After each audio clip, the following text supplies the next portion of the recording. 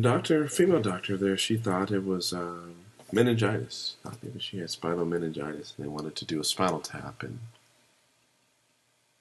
I went and see what was wrong.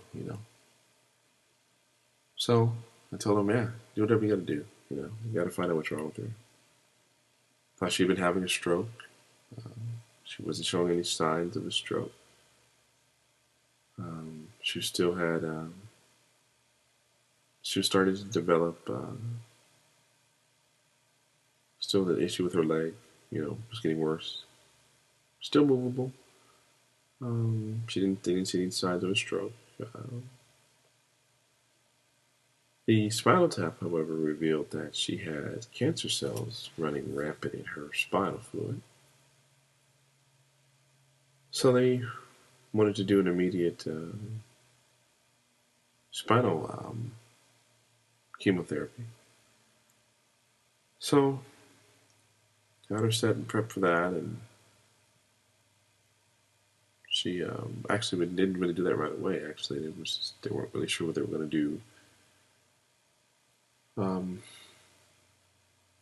remember one evening I left before they started the spinal chemotherapy, before they thought that was going to be an option. They were still doing tests, as a matter of fact. So I remember the doctor came in and tested her leg.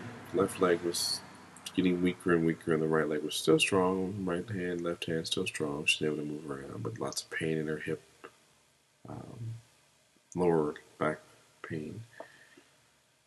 It was about 7:30 or 8 o'clock. I left when Cash and I were changing shifts.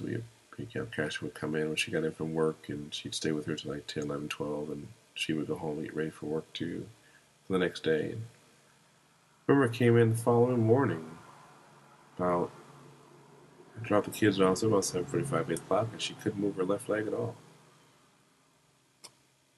And I was telling the doctors, she can move that leg.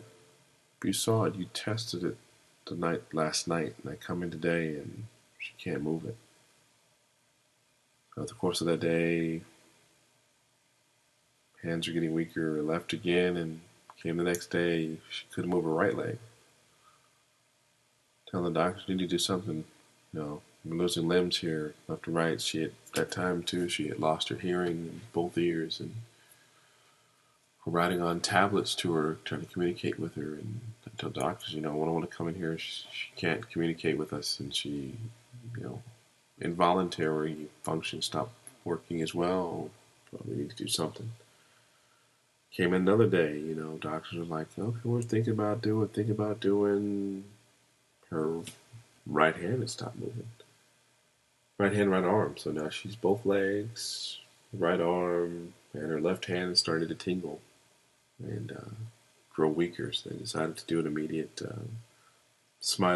chemotherapy directly in her spine, in an effort to remove the cancer cells that were covering the nerve endings, and that was what's giving her all the tremendous pain. And, about that time, she had started to hallucinate and see things that weren't there, respond to things and people that weren't there.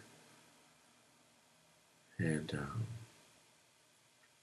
that was obviously unnerving for us. And couldn't imagine what she was going through.